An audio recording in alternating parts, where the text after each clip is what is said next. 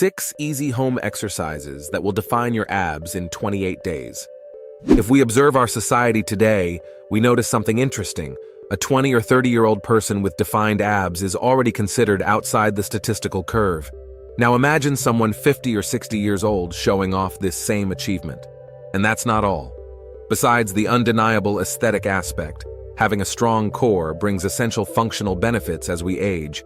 Improved posture, reduced lower back pain, superior balance, and greater ease in performing everyday tasks.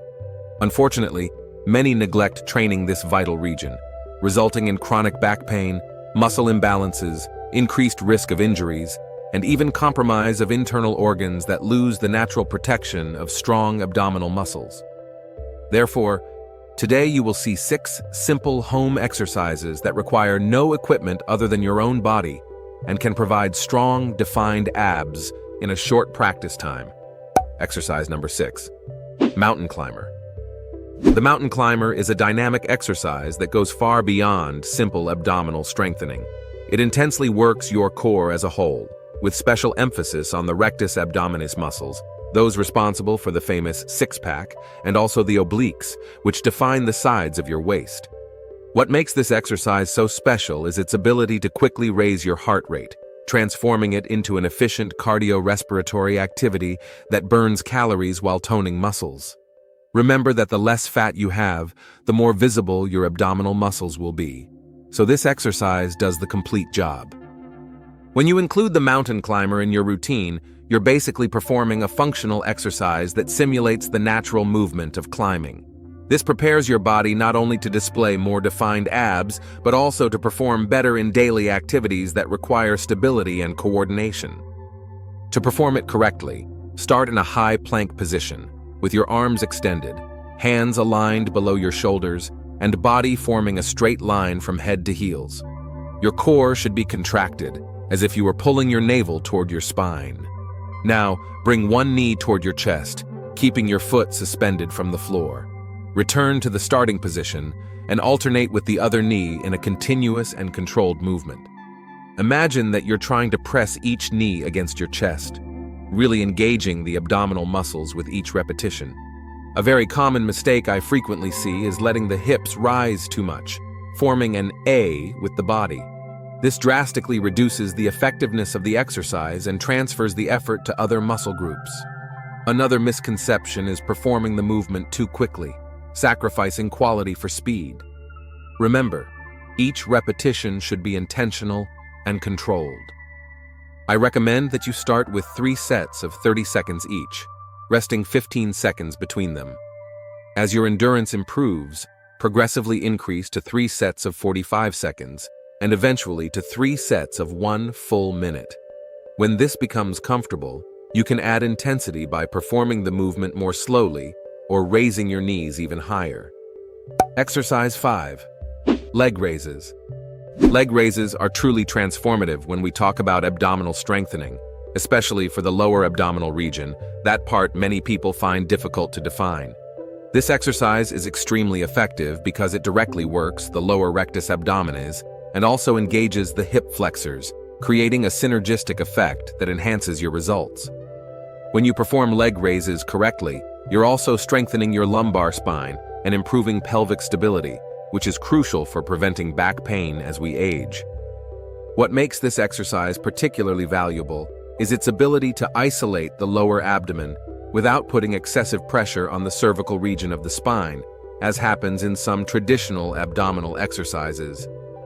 This makes it a safe option even for people who have certain limitations.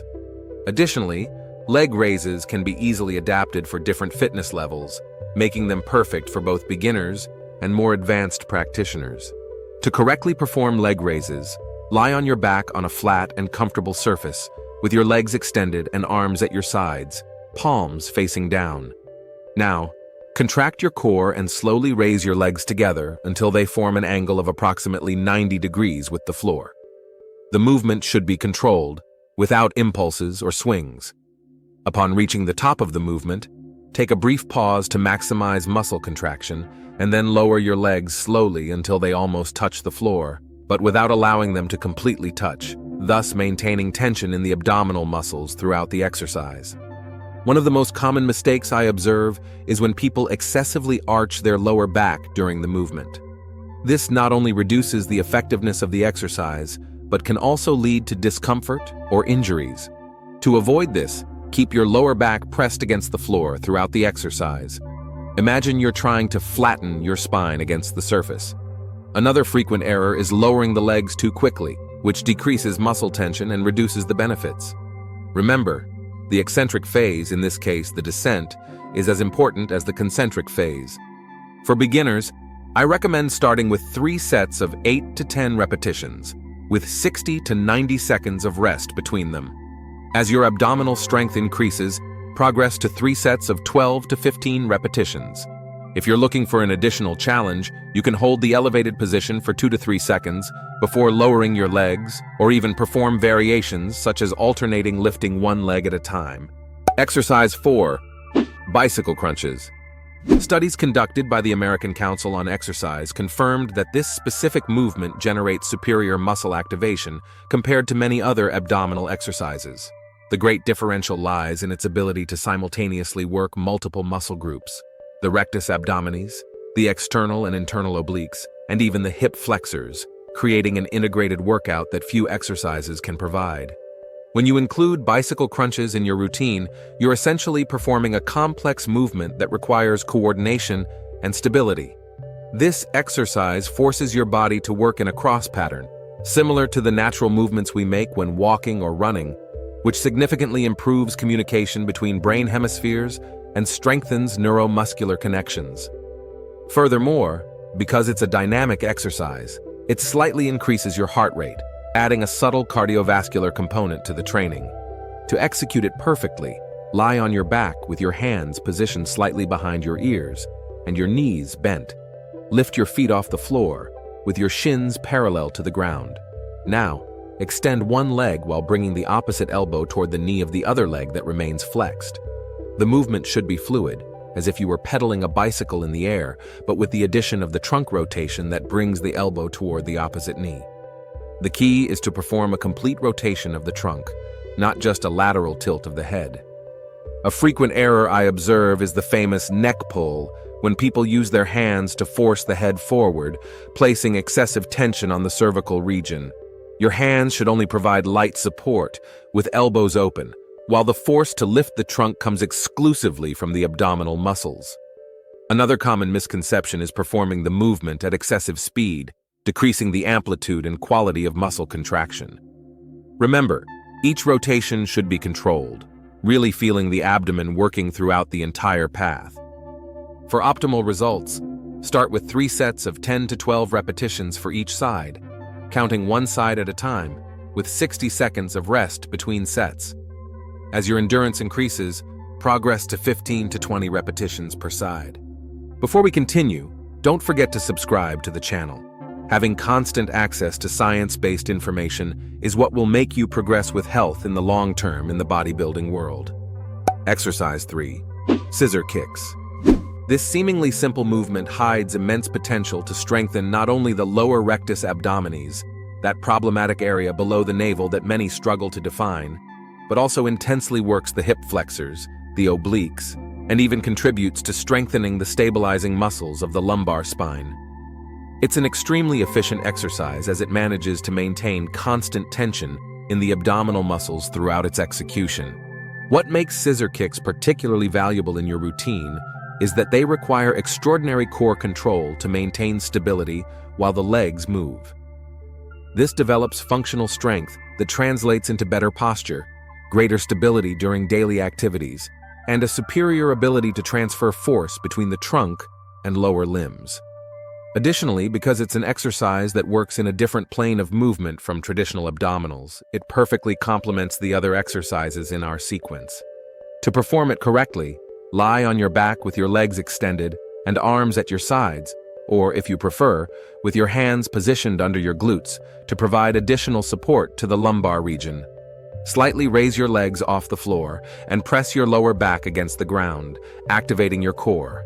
From this position, move one leg up while the other goes down, without allowing either of them to touch the floor. The movement should be controlled and relatively slow, as if your legs were the blades of scissors opening and closing in the air. An extremely common error is letting the lumbar region arch during execution. This not only drastically reduces the effectiveness of the exercise, but can also cause discomfort or even injuries to the spine. To avoid this problem, always keep your navel pulled toward your spine. Another frequent misconception is performing the kicks with completely rigid legs, which can overload the hip flexors. A slight bend in the knees can make the movement more comfortable and focused on the abdominals. For ideal results, I recommend starting with 3 sets of 30 seconds duration, with intervals of 60 to 75 seconds between them. As your endurance improves, gradually increase to 45 seconds and eventually to 60 seconds per set. Exercise 2, glute bridge. The glute bridge, although it initially seems like an exercise focused exclusively on the posterior region of the body, is actually one of the most complete movements for developing a strong core and defined abs. This exercise works exceptionally well throughout the posterior chain, glutes, hamstrings, and spinal erectors, but also requires a constant and intense contraction of the deep abdominal muscles, especially the transverse abdominis, to stabilize the pelvis in the elevated position. In this way, this exercise corrects common muscle imbalances in people who spend a lot of time sitting, such as sleeping glute syndrome and lumbar hyperlordosis, problems that not only harm the appearance of the abdomen, but can also cause chronic back pain. Additionally, by simultaneously strengthening the posterior muscles and the core, you create a muscle balance that is essential for proper posture, which in itself already contributes to a more visible abdomen. To perform the glute bridge correctly, lie on your back with your knees bent and feet on the floor, approximately hip-width apart. Your arms should be extended at your sides, with palms facing down. Before starting the lifting movement, contract your core as if you were preparing to receive a punch in the stomach. Now press your heels against the floor and lift your hips until your body forms a straight line from your knees to your shoulders. At this point, your body should be forming a kind of inclined board, with weight distributed between your shoulders and feet.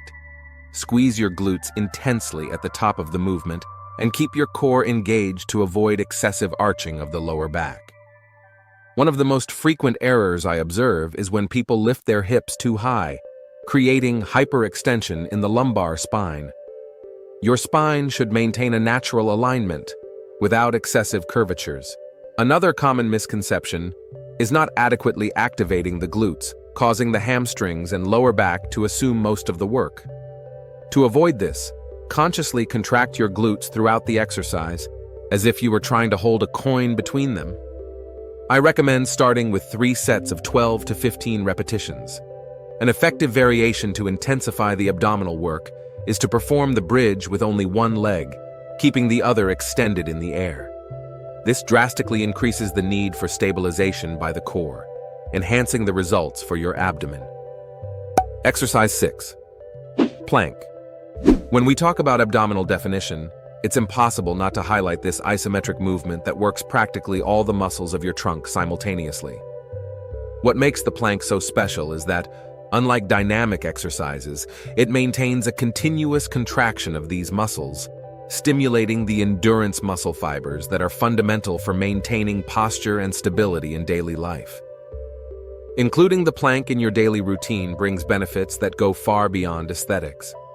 This exercise strengthens the deep muscles responsible for stabilizing the spine, which means less back pain, better posture, and greater efficiency in all other exercises and daily activities. Additionally, the plank works your body as an integrated system, requiring your muscles to work together, exactly as they were designed to function in real life. Many people still make basic mistakes when performing the plank, so follow these instructions. First, position yourself with your forearms resting on the floor, aligned below your shoulders, and the tips of your toes touching the ground. Your body should form a perfectly straight line from head to heels, without elevation or dropping of the hips. Your shoulders should be relaxed, away from your ears, and your breathing should flow naturally, avoiding holding your breath. Keep your neck aligned with the rest of your spine. An extremely common error is the sinking of the hips, causing the lumbar region to curve excessively. This not only drastically reduces the benefits of the exercise, but can also cause lumbar discomfort. Equally problematic is the excessive elevation of the hips, forming an inverted A with the body, which transfers the focus from the core to the shoulders. Another frequent misconception is forgetting to breathe properly during execution, which decreases your endurance and can cause dizziness. For beginners, I recommend starting with 3 sets of 20 to 30 seconds, with intervals of 60 to 90 seconds between them. As your endurance improves, gradually increase the time to 45 seconds, 1 minute, and eventually up to 2 minutes per set. If you liked this and also want to discover 6 other isometric positions that are capable of completely changing your body using only your own weight, we have a video where we show and explain everything about them appearing right now on the screen. Don't miss it. Thank you for watching this far, and may God bless you, my friend.